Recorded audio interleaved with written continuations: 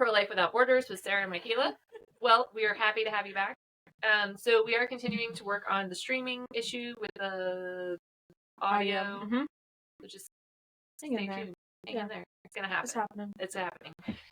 Also, we have our banquet coming up. So if you're interested in supporting Promise of Life Network or learning more about us, you can register. You can go to promiseoflifenetwork.org/banquet. We don't have an online version, but if you want to learn more about us and you're not local and you don't want to come in for the banquet, which is understandable, you can go to our website and just check it out at promiseoflifenetwork.org. Or you can shoot us an email at podcast@promiseoflifenetwork.org. So lots of ways to get in touch with us, lots of ways to learn more about what we're doing here and what our ministry is.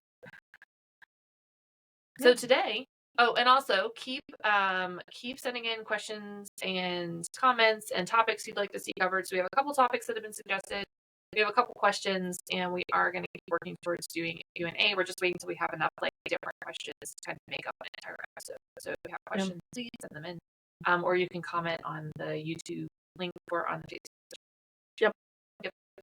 So today we are going to talk about birth control. Birth control. So, birth control is sort of a colloquial term for a lot of different things. Yeah. There are different methods. So, birth control is essentially the idea that you are planning your pregnancy. And it can encompass a lot of different methods. So, there are some organizations, some denominations, specifically like Roman Catholic, and some more conservative Protestant denominations that would say that all birth control is bad. Right, family planning in general. Right, the Lord plans our families for us. Right, which is great if that's your conviction.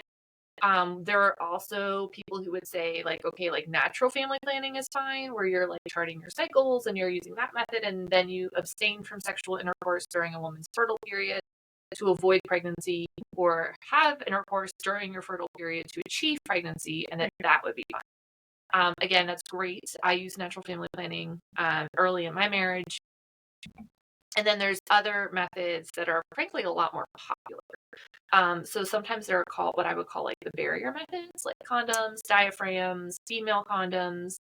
Things that aren't inherently messing with your body's chemistry, but they're preventing sperm from entering the woman's body and meeting the egg and achieving pregnancy. There can be some issues like irritation or loss of sensation or whatever. Sorry. They're also not super. They can be effective. They can be very effective. Condoms, especially. Condoms have a very high effectiveness rate. Right. They also have. I was about to say they also have a very high user error. User error. Yes. So and then there's when I think of birth control, I think of hormonal birth control. Yes. The pill, the patch, IUD, Mirena, the implant. Eshore, there's a zillion, and that's kind of what this episode is going to focus on.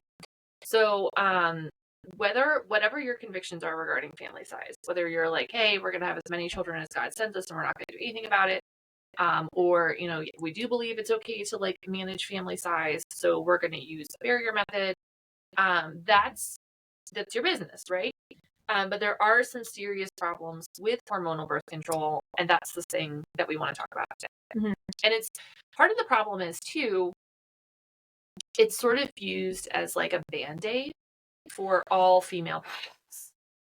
Yeah. So I've been offered birth control. So fast. The deep side was I was like, oh my gosh, here we go. I've been offered birth control for acne. I've been offered birth control for random spotting postpartum, which I was but it's not harmful, right? There's nothing wrong with me. And they're no, but if it's bothering you, you just go on birth control. And I'm you just birthed a whole baby, and they're wow, I'll just birth control. I have friends who have PCOS, and they're oh, just go on birth control, or you have heavy periods. Oh, did you try birth control? So that frustrates me. But then the other. And birth control frustrates me in a lot of ways. But the other big thing, there's three things. The first one is it's used as a Band-Aid for a lot of female problems. Yeah. Second one is we're putting teenagers on this stuff. So instead of teaching teenagers about abstinence and healthy relationships, we're trying to teach them safer sex, because there is no such thing as safe sex. And we're messing with their hormones and their brain chemistry and their bodies and their skin and their weight and their during a time that all of that stuff is already unstable. Right. Yes. Teenage women are not They are not the pinnacle of stability. No, they're not. They're going through a lot of changes. Their body's going through a lot of changes, and they're a little crazy. Yeah. And I say that as a former teenage girl. But again, it kind of goes back to number one, like, we put a Band-Aid on it. Like, Right. oh, your teenage girl is crying a lot? Give her some birth control. Give her some birth control. So we have moms, and I'm not saying it's just moms, but it's usually moms, who are putting their girls on birth control at like 13 or 14. So they're just becoming women, right? They're just in their periods, and they're just growing, and they're on this chemical. Yep. Just in case that alters sex. your hormones. Yes. Yeah. And whenever I'm in like the mom groups, the non-Christian mom groups, I should say, when someone's like, "Oh, I think my teenager might be having sex," or "My teenager has a boyfriend," the first comments are, "Get her on birth control." Right. Like somehow the scariest thing is pregnancy. Yeah. Well, we don't want to have consequences for our actions. Right. Which is what pregnancy is. And then you're not... At the end of the day, it's a consequence of an action. Yeah. And that's not a bad thing. And you're not having conversations about, like, relationships and healthiness. I mean, maybe you are, but you're also just like, here, have some birth control. And then moms will sometimes come with their daughters to the center, and they'll be like, I don't know how she's pregnant. I put her on birth control. And I'm like, okay, your daughter can't remember to, like, pick up her hoodie or to, like, bring her books home, but Right. you can trust her to remember to take a pill at the same time. Right. That just doesn't track. And so then the third thing, and the third thing we may not have time to get into, is just the toxicity of birth control. Mm-hmm. And how we take a lot of the birth control that we're not using here in the States because it is toxic, because it's damaging, because it causes all these problems, and we're shipping it overseas and we're giving it to Africa with little to no, and I'm sure other nations and continents too, but specifically African women who with little to no education. And so they have no idea what they're getting or what the side effects are or anything. And they're being told, oh, just use this. You will. Yeah. And then they come to us on the chat line and they're like, I don't understand what's going on with my body. And then as we talk with them, we're like, oh, yeah, you have an implant in your arm. Did anyone give you like an insert or information? And they're like, no, they just said it would keep me from getting pregnant. Yeah. And then we're telling them all the side effects and they're like, holy moly, that's really bad. But some of the places, cough, Planned Parenthood, Mary Stopes, who put the birth control in for free, the implant or the injection or whatever, will not take it out. No. Unless you pay. Yeah. Or at all, because they come in, they set up these tents and they do kind of like these mass birth control drives. I don't know how else to explain it. And then they leave. And it's like, well, 3 years goes by and now your next Nexplanon's expired. Or 6 months has gone by and the thing got infected because, well, like hygiene and all sorts of other factors that come into play when doing medical procedures on people. Intense. Yeah, intense. Or they gave Eshore, which isn't even, I think isn't even allowed in the United States anymore. I don't think, I was like, I don't think. And it's wandered outside their fallopian tube and it's just wreaking havoc inside all their major organs. Yeah. Because, like, it turns out you can't just put metal coils inside people's bodies and expect them to stay put. Yeah, and you would have thought that we would have learned the lesson with the Eshore thing, but we did not because we just started putting it directly in people's uteruses. Well, that's the IUD. Yeah, but that's what I'm saying. But, like, they've got the metal, like, the metal one I'm talking about. Yeah, the Paragard, like the copper one that they're like, it's not hormonal. And you're like, technically no. But I mean, technically no. Putting copper it's inside still your uterus, metal inside your uterus. Not ideal. And they're now putting it in, it used to be that the IUD was only used with women who had previous pregnancy. Yeah, no. And now they're putting it in teenage girls. Yeah. I was like, you've got this little virgin uterus that's never had anything inside of it before. And we're just going to stuff a metal Paragard inside? Like, what could go wrong? A lot. Yeah. So let's talk about it. And Mikayla's been reading a book. I finished it. How is it? How was it? You get a book. I do get a book. Woohoo! I love getting paid to read, actually. It's probably my favorite part of the job. So the book is called This Is Your Brain on Birth Control. The Surprising Science of Women, Hormones, and the Law of Unintended Consequences. It's really good. It is a lot. I think especially as a woman reading this, I was like, what? Are you kidding me? I'm going to read it now that you're done. Yeah, it's actually really good. So there's parts of it where I'm kind of like, all right, we could have made this a little bit more succinct. But well, you know how PhDs are. You know how people with PhDs are. They just keep on going. But it essentially talked about Sorry, okay. Mikayla's working on her PhD. If you have your PhD, please know we are not slamming PhDs in general. But y'all do tend to bring. We do. So it talks a lot about like, okay, the mechanics of, man, this is very science heavy. Yeah. So there's that. And I mean, I guess women are very science heavy. So. Well, and the thing is that there's a lot about the female body we don't understand. Right. Like, how do eggs even get from our ovaries into our fallopian tubes is a question that really has not been answered, because they just float.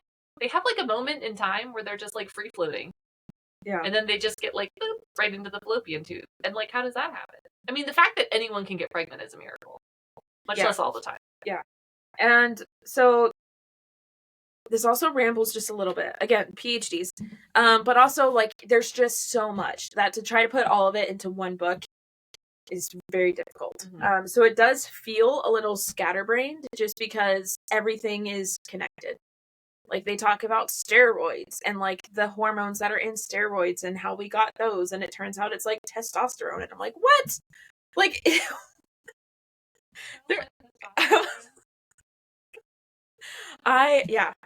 but it is really good. I think everyone should read it. I think a woman should read it. And it kind of goes on towards the end to highlight socially the consequences of birth control, because I think right now there's been a lot of, at least in my circles, which isn't saying much, there's talk about like physically what birth control does to a woman's body. Mm-hmm. And so I think there's been a little bit of an uptick in like awareness of, hey, this probably isn't the best. Yeah, and it's not. I think as society becomes more like they want to do things naturally, and they want that we're thinking about what we're putting into our bodies, whether it's like food or drink or medicine, including birth control. People are thinking more like, okay, do I want to put all this hormone into my body just to avoid pregnancy? Right. So it is not necessarily like a pro-life value that they're holding that's keeping them from taking birth control. It's like the health aspect of it, right? Which is totally valid, because I think that's a huge, and I've had conversations with pro-choice people about birth control, and I'm like, you know that this is not good, and they're like, yeah. I'm like, okay, so we agree on that. Yes. But it talks also about like socially how society has been impacted by birth control, from things to birth rates. And I mean, there was like a chapter on dating in here, what it's doing to marriages, like just the way we think about gender, all of that kind of train of thought is also at the end of this book. Okay. So give us an example. How is birth control impacting marriage? Because I think as a viewer, you're thinking, okay, I agree that teenagers shouldn't be on birth control. I agree that birth control may have some negative side effects, but I'm married. I've been married for 25 years. Yeah. And I've been on birth control most of that time. Is birth control impacting my marriage? I feel like is a question, especially older women. Like, you get into your 30s, your late 30s, even early 40s, you're not interested in having kids anymore.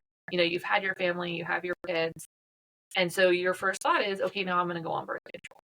Yeah. So a lot of it was based around, okay, when people are getting married was a really big one. And so that kind of changes just the way society is built anyway, because you have people who are getting married later and later. And so it talks about like the first time in U.S. history, single women outnumber married women. And the number of adults under 34 who have never been married is up to 46%. Oh my. So we're not getting married. And it says, so the pill has simultaneously made it harder for women to find a long-term relationship with a partner who suits them, and also increased the ease of walking away from marriage altogether. So it's essentially like dissing responsibility. Mm-hmm. Like we don't have to have responsibility. And it talks about how it's like an expectation now that men have, that like, oh, well, like women are going to be on birth control. Because they don't want to have children right away, or they don't want to have consequences for their actions. Well, I think before we had birth control, or for women who don't use birth control, the assumption is that there is always a chance of conceiving. Yeah. Like Anthony and I, not that I want to get into this on a podcast, but Anthony and I didn't use hormonal birth control. Mm-hmm. And so basically anytime we were together, we knew that there was a chance we were going to conceive a child. Right. So that when those conceptions happened, which they did, it wasn't like this huge shock of like, oh my goodness, how did this happen? Didn't you, and there wasn't that accusation of like, didn't you take your pill? did you forget one? Yeah. Kind of thing. So there's that aspect, right? Like women are getting married later, they're not getting married at all, which impacts the way that people have children. So people are having less children. So we've got the population going. And then also it talks about how because a lot of women are using birth control from very early ages, there's infertility issues. And we know that birth control can potentially impact fertility. And those fertility issues are now brought into a marriage. And having fertility issues within a marriage because someone took birth control for however many years is an example so, of how you start taking birth control when you're 14 or 15. Now you're 32 and you want to have kids. Well, you've been using birth control for 17, 18 years. Like, that's going to impact your fertility. Something else, and like I said, I haven't read the whole book, but I flipped through it. Something else the book discusses is just how birth control changes your brain chemistry. And I think that's the piece that oftentimes women aren't considering. So you're on birth control, you get married, you use it for the first couple of years of marriage, you decide, okay, now we want to have kids, and all of a sudden, now you have to get off of it, and your brain is operating differently. That's got to be stressful as someone who's not married. But like just like having to go through that and then realizing like, oh shoot, like what was I thinking? Not necessarily like you're looking at me like I'm just saying brain chemistry. Yeah. It's important. Okay, so one thing that birth control impacts is brain chemistry. So you start taking it as a teenager, or maybe you just start taking it when you get married, and you take it for 2 years or 3 years, and then you're like, okay, I'm ready to have a baby. Let's go off of it. Well, how is that gonna impact your brain? And that's the title of the book, right? This is your brain on birth control. So one thing that's interesting. In one study, researchers measured women's sensitivity to 6 different scents. 3 of the scents, peppermint, rose, and lemon, didn't have a whole lot to do with sex or mate choice, unless you've got a thing for candy cane. The other 3 were scents that are believed to play a role in women's ability to discriminate between high and low quality partners. They were a musk odorant, similar to the scent of men's naturally occurring body odors, and 2 testosterone metabolites, androstenone and androsterone. Those look like the same word. Yeah. Researchers measured sensory acuity to each of these types of scents in 3 groups of women: pill-taking women, naturally cycling women, during the periovulatory phase, which is when their estrogen is dominant, and then naturally cycling women during the luteal phase, which is during the progesterone dominant phase of the cycle. And then, so when it came to like the peppermint, lemon, and rose, there were no differences. Okay, women that were just as sensitive depending, and it didn't really matter. When it came to the other 3 scents, there were clear differences between pill-taking and naturally cycling women. Naturally cycling women were significantly more sensitive to the scent of musk than women who were on the pill were. Yeah, pill-taking women didn't start to detect these scents until they were more or less being hit over the head with them. So your sense of scent impacts who you're attracted to. Yeah, and women who pheromones and whatnot. Yeah. So I'm not trying to oversimplify this, and I'm not a scientist, but essentially, if you're on the pill, you are not going to be as sensitive to these specific types of scents. And so then when you go off the pill, now you are. And so then you're looking at your partner, who maybe you met while you were on the pill and married while you were on the pill, and you're like, you smell weird. Like, did I do that? Yeah. Like, what has happened? Yeah. So I mean, to put it very bluntly, like there's a level of instinct that is being dampened by estrogen birth control. Because I think it was talking, and I think the squiggles talk about like this is your brain on estrogen. Yeah. So your brain normally has these dendritic spines, right? When estrogen is present, but there's way less when it is not. Yes. And these spines make a difference in how you're going to interact with your world and how you're going to interact with your partner. And it's because, and we can talk about this all day long. Like you can say, oh, God gives us the wisdom or the science to limit our fertility, to limit our ability to reproduce. I mean, yeah, that could be true. I think it can be true, but it's a very dangerous line it's a of thinking. very dangerous line of thinking. Like, God gave us the ability to do a lot of things that we shouldn't do. Right. Because sin came into the world, so it's a fallen world. So, like, yes, we have the ability to do things that we probably shouldn't. Yeah. And the thing is, too, like, you can, if you're saying, okay, I feel very confident that God does not want me to have any more children, there are methods of limiting your children that do not involve messing with your brain chemistry. Right. And that's kind of where I would personally fall. So if you've decided, like, I'm not ready, we're not ready at this point in our marriage, because obviously sex should only occur within marriage, right? We're not ready at this point in our marriage to have children, or we're done having children, or for whatever reason we're not having any children at this moment, then use a method that isn't gonna mess with your brain. Mm-hmm. And I think a lot of times we look and use the hormonal contraception because it's easy, mm-hmm. and because it's completely on the women. Yeah. And so men don't like methods that are their responsibility necessarily. No, that's why we don't have many methods that are their responsibility. And so it's a lot easier to just say, like, oh, can't you just go on the pill? Yeah. With very little regard to what it actually does to your partner's brain chemistry, body, Mood, way of thinking, mood, whatever. fertility. So this estrogen, when you have estrogen, it says, let me see. For the brain, estrogen, springtime, when everything blossoms into its most beautiful form, increasing sensitivity to your environment during times when conception is possible. And then when estrogen levels fall, these connections retract to their dormant state, ushering in your period of hormonal winter.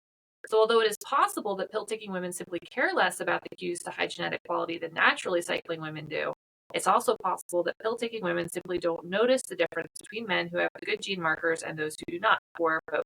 And because they don't notice them, they don't exhibit a preference.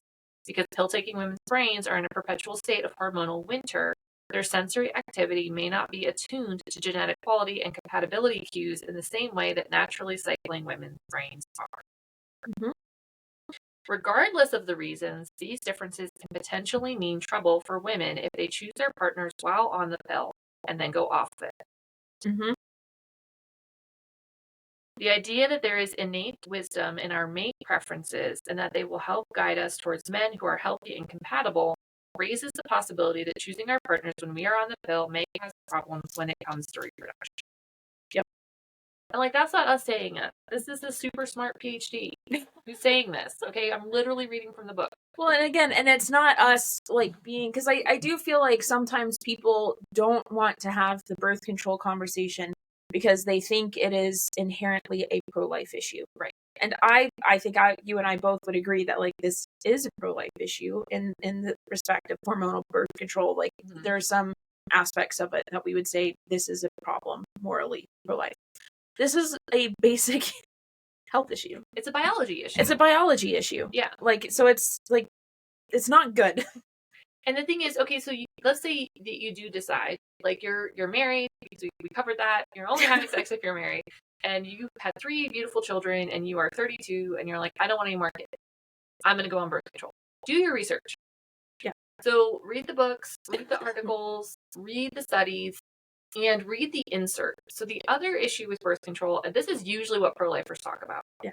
So we covered a little bit of the social issue. We covered, like, putting your child on birth control. We covered the fertility issue, and we talked a little bit about brain chemistry.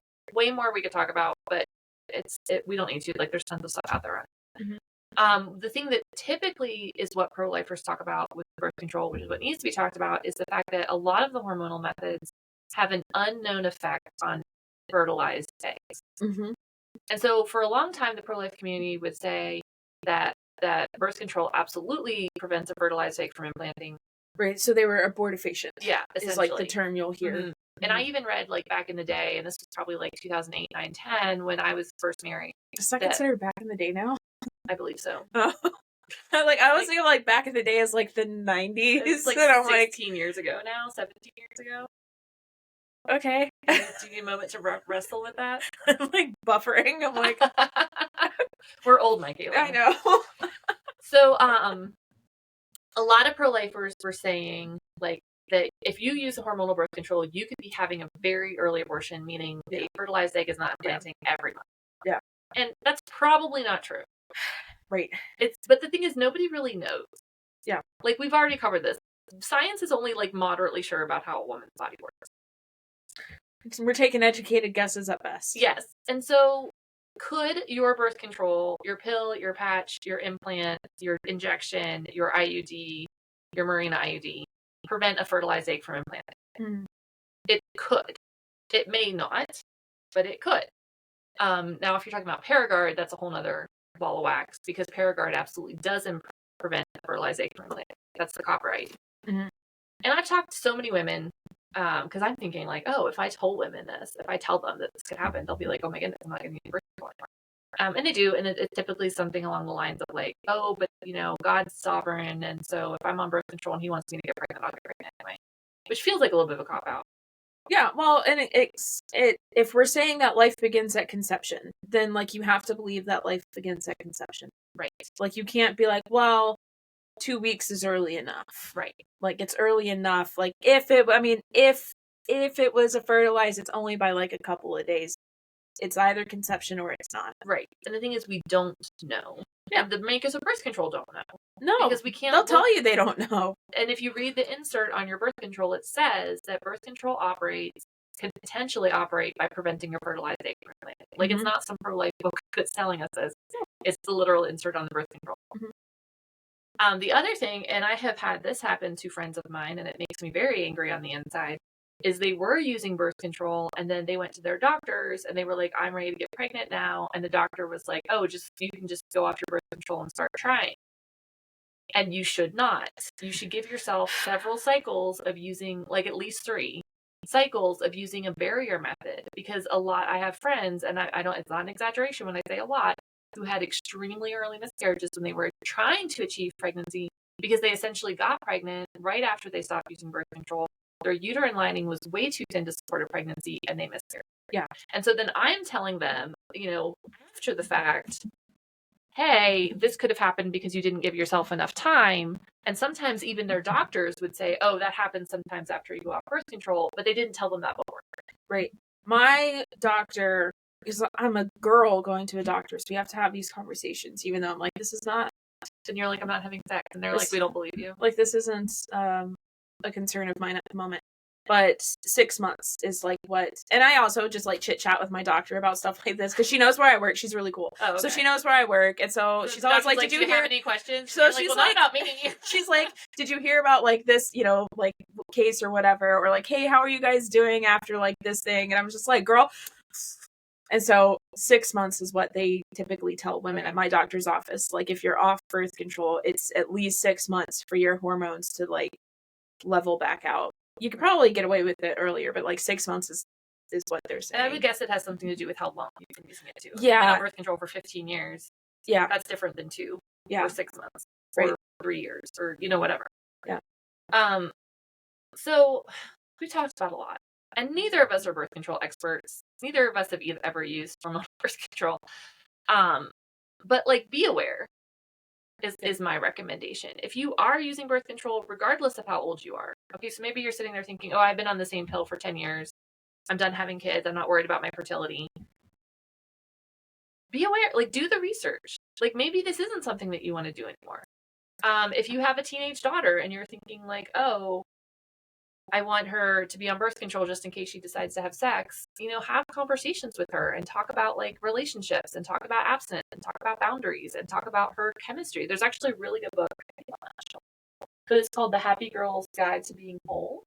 Oh yeah, and that I was a good one. actually have all of my young staff members read it, because it explains your cycle and it explains like how your body works. I'm actually going to give it to new ones soon. The new staff members. We're just the new ones, the fresh meat. But every person I've given it to, like, I think, like, I gave it to Raylan, for example. Yeah. She was like, oh my goodness, I had no idea. Like, they don't talk about it. No. And so, like, sit down with your daughter and talk about how her body works and how her hormones work and why she feels one kind of way when she gets her period and a different kind of way 2 weeks later. Yeah. I got the very basic, like, here's what's going on talk.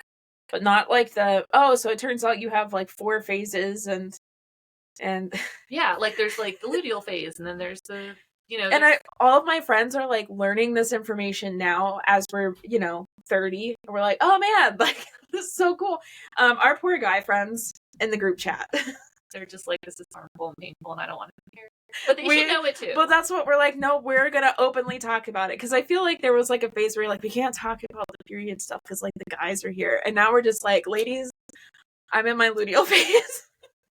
And the guys are like, what's a luteal phase? We're like, it's not good. Let me explain. This is the part that's not good.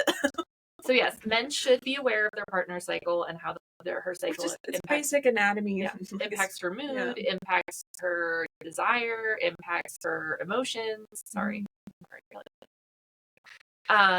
And boys, I'm not traumatized. Okay, good. It's like, I have a cycle. And boys should be like at least reasonably aware of the women in their household, whether it's their mom or their sisters, appropriately so. And educate your girls and educate yourself. And even if you've been using the pill for 15 years because you're done with kids and you don't want to deal with it, do your research. Grab the insert. How does it work? Don't hide from it thinking, if I find something out I don't want to know, I'm going to have to stop using it, and then I'm going to have to figure something out. And it's worth asking questions, because I have friends who take hormonal birth control because they're being treated for something. Right. So they've got PCOS, they've got endometriosis, they've got all sorts of whatevers. And like they don't ask questions. They just their doctors say, well, like there's no cure for endometriosis, so you just take birth control. And I'm not saying that those people shouldn't listen to their doctors, or like this is not medical advice. This is what I'm trying to say. I'm like, we are not. I am the wrong. Yeah, I was like, I'm not even a doctor yet, and when I will be, it is the wrong type of doctor for this particular conversation. But I guess my point is, like, ask questions, because it's just a Band-Aid. Yes. It's not curing anything. No. It's hiding symptoms is what it is. And then I always recommend, anytime I have a friend who has PCOS, who has endometriosis, who's struggling with infertility, go to a NAPRO doctor. Yeah. So it's the worst name in the world. I'm sure it means something, but it's NAPRO, NAPRO doctor. And they're becoming more popular. Mm-hmm. But you can also talk to them now via Zoom, which is really neat. Mm-hmm. Because you can do everything via Zoom. Yeah. And they will actually look at like your hormone levels and how your hormones work, and they will advise things like dietary changes or different types of things that will help your body function the way God designed it to, versus giving you a bunch of hormones and hoping for the best. Well, that was another thing too, is that none of my friends were ever told by their doctors about dietary changes. And I would not classify myself as a crunchy granola person.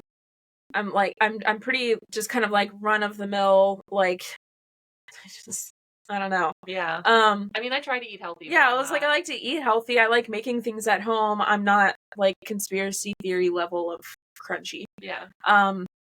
But there's hormones in our food here in the States. Like I was in Europe for a month, and I was eating European food for a month. And it was great. I was living my best life. And they've got different like regulations and stuff in Europe for food, including their food doesn't have nearly as many hormones as ours does. Mm. And so if we're putting estrogen in our chickens, that's going to impact our hormone levels as well. Right. So if you've got hormone imbalances, it's worth looking at the food you're consuming, because it's got hormones in it too. Right. And that could be impacting America. Yes. And the reality is the female body is incredibly complex. Mm-hmm.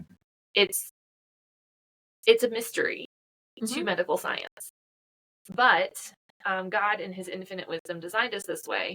And so our goal should be to arrive at a state of health without using chemicals constantly to adjust how our reproductive system works. Especially when it's just to avoid, again, natural consequences. Right. Like it's one thing if you have a medical condition, there's something wrong, and you are taking chemicals to arrive back to that homeostasis. Mm-hmm. When you're pumping yourself with chemicals to avoid having children because you want to have sex but no children, then you have to ask yourself, why? And is there a better solution? And unfortunately, when a woman is on birth control and she becomes pregnant, I think the abortion option is like front and center. Yeah. Because it's this idea of like, this wasn't expecting supposed to happen. Yeah. And I remember I was talking to a young woman years ago. She came here. She was not pregnant. She was very concerned about pregnancy. And it was very typical. She'd been on birth control since she was a teenager. And she's now in her early 20s. And she's been with the same guy for like 2.5 or 3 years. And so usually what I say, so we found out she was such an emotional disaster. Normally we do like all the education before we do the pregnancy test, because otherwise they just like, oh, I'm not pregnant, bye. But she was not having it. Like, she needed to know. And so we did the pregnancy test and it was negative. And so then we had the conversation and she was very open to talking. But I vividly remember her saying something like, well, I said, well, what would your boyfriend want? Mm-hmm. Like, what if you guys talk about? And she says, I have no idea. For 2.5 or 3 years? 2.5 or 3 years, she had been with this guy, having sex with this guy, and they had never discussed what happens if I get pregnant. Girl. And that's not abnormal. Yeah. Because she's assuming that her birth control is going to take care of that. And having babies is like a someday conversation, maybe 5-10 years down the road. Yeah. So I told her, I said, this is your day. I said, I'm going to recommend. I said, go get a pizza, because everything's better with pizza. Amen. And go home and talk about it. Because they were living together. Yeah. And she goes, well, how do I bring it up? You just say, so what happens? Well, and that's what I said. Or you say, like, hey, I was down at I'd be like, I was at the pregnancy center today. Guess what? I'm not pregnant. But if I was, what would you want to do? Yeah. Because the reality is, like, as we dug into, and this is it, like, it's like these layers, right? Yeah. So as we dug into this, I realized she doesn't want an abortion. But she's assuming her boyfriend's going to want one. Yeah. I mean, maybe he doesn't, she's maybe scared. he doesn't. Yeah. But that's what she's thinking. And I'm like, so if this guy wants you to have an abortion if you get pregnant, is that a kind of guy you want to be with? And she's like, no. And I said, okay, so that's a conversation you need to have. Yeah, you better find out. Because your birth control may not have failed this time, but it's not 100%. No, and the longer time goes on, I mean, yeah, like it's not 100%. Right. And so we have lots of girls that come in and that are using birth control and they're getting pregnant, or they had been using it in the past, they had side effects and they stopped and now they're pregnant. And the thing is, that's how our bodies are designed. Like, we're designed to achieve pregnancy. Yeah. And so birth control is interrupting that design. And there are ways to limit conception that don't involve messing with your hormones. Yeah. The sexual risk avoidance specialist in me is screaming, now is the time to say abstinence is the only 100% way to prevent pregnancy. Yep. And the thing is, okay, so I also... Like, there's other pretty valid and fairly decent options, but the only 100% one is abstinence. You don't want children, don't do it. Yeah, and I'm coming from, like, the married perspective. Right. Which is probably not fair, because obviously, like, there's tons of people having sex that are not married. Yeah. So if you're not married, don't have sex. It's pretty If you are married, only have sex with your partner. Yeah.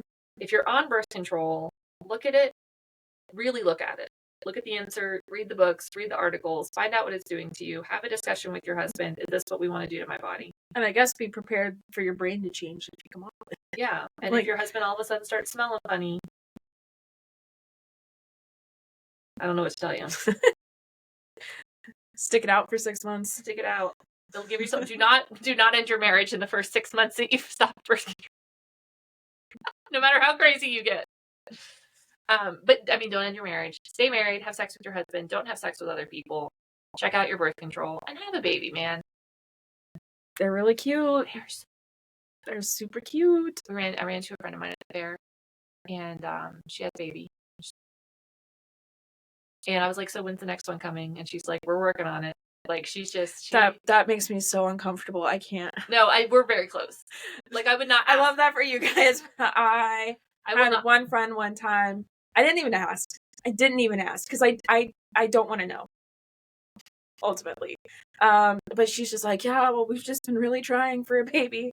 And I'm like, oh, I'll pray for you guys. She's like, yeah, I mean, we've been really trying. And I'm like, I would rather be anywhere else. Like, what do you... I just assume that every married person you're talking to is... Well, I do. But, like, you don't have to tell me about it. Okay. It's all I'm saying. Please be respectful of your single female friends and your single male friends. None of us want to, but we do love your babies. They're cute. Yeah. So, and then she made a joke about like, when are we having another one? You've met your quota. So Anthony's there, and I'm like, yeah, sometimes I think I'd go for another one, and his head just like was like, what? And I'm like, Anthony, literally everyone, including this toddler right here, is not surprised. Why are you surprised? Pro-life people wanting to have babies. We love babies. What a shock. No, I think our next one's gonna be adopted, older, bigger, less embryonic. Like, little more stable, perhaps, just all the way around, just kind of like a little bit more born, a little bit less frozen. We're going for next. You're going for a thawed baby. I said that our next adoption is going to be pre-gestated. That's fair. It's going to be thawed out. Yeah. Already made.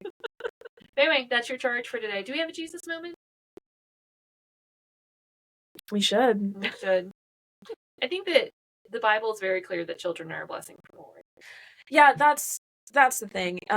Is they're a gift from the Lord, whether you intended on having one or not. They're gifts. They're gifts. And they're cute and they're cuddly, and I think it's important to be excited when people announce a pregnancy, even if it's not their second or first. Yeah, because I will tell you, the excitement level in the non-pro-life community really goes down after your second. Yeah. Well, and I've seen, and I have friends who have a lot of kids, and you see the excitement level, even in pro-life people, like, you know, someone's announcing their 7th or 8th pregnancy, and you're like, yeah. And I think it's important to just be excited for people. Mm-hmm. And I think it's okay to be excited for people who weren't planning to be pregnant. Like, surprise! It's okay to show that that's still a gift. Right. And even if the person in question is not married, and perhaps they should not have been having sex, like, be happy for the pregnancy. Yeah. Like, don't be, and I think that's, some Christians are concerned, like, okay, but if I'm happy about the pregnancy, am I condoning? Like, no, you're not. You can be excited for the fact that there's a little person that's about to come into the world. Well, that's the thing, is, like, we can't talk about unplanned pregnancies as if there's some sort of, you know, like, the way we talk about being pregnant matters, and people listen, and I don't think that we think sometimes about the way that we talk about unplanned pregnancies. And so you can be disapproving of the situation in which pregnancy occurred. Sometimes, like, we both know that pregnancy happens sometimes out of very traumatizing situations, in the case of rape or incest, but it is still, like, it's still a life that was created, and it needs to be cherished and talked about as such. Right. And I think that, especially in, like, large families, there's almost like a fear of announcement. It's like, you're happy and your husband's happy and your kids are happy, but you're worried, like, oh my goodness, what are the in-laws going to say? What are my parents going to say? What are my friends going to say? Yeah. And it's not always positive, and it's not right. And I think one of the two biblical concepts are that debt is a curse, and children are a blessing. And in our society, we get more amped up when someone buys a new house or buys a new truck, knowing that they have debt, right? Because ain't nobody buying a house with cash. I mean, not very many people anyway. Or buying a brand new truck with cash. So we're like, oh my goodness, that's so exciting. You deserve it. You need it. That's so great. And then when they tell us they're pregnant, we're like, oh. Well, I also think that with pregnancy comes, like, a responsibility. You know, I just think about, like, all the little kids in my church, and I love them dearly, even if they're, like, smacking their heads on the side of the pews during evening service. You're like, get it together. But it's there's a responsibility, right? Like, when we have communities with a lot of children, it takes all of us. It takes a village, like they say. Yes. And I don't really have any responsibility if someone else buys a new truck. It's not my problem. But other people's children are, to some extent, within reasonable boundaries. It's my responsibility. Which I appreciate when one of my children is turtling towards a barbecue, a lit barbecue. I'm glad that you have that. I'm glad that you have that idea. Well, she's named a kid. We all know which one you're talking about. I'll just throw a picture of him up on this. by the grill. Yeah. All right, so that's it. That's it. Check Children out are your a blessing. control. If you want more information, you can call us or email us, or you can just buy this book. I'll link the book. Yeah, it's a good book. I would recommend. I think most people could read it. There are parts of it that get very, very into it. And like I said, sometimes it feels a little scatterbrained, but I think it's a good book. And the other one we could link to. The other one we could link to is The Happy Girl's Guide to Being Whole. And that's a good read. That's a quick read. It's very short. It's very illustrated. Yeah, it's basic. And I would say anybody with a girl that's 12 and up should sit down and read. Yeah. All right. So that's it. Thank you so much. Like and subscribe, and we'll see you next week.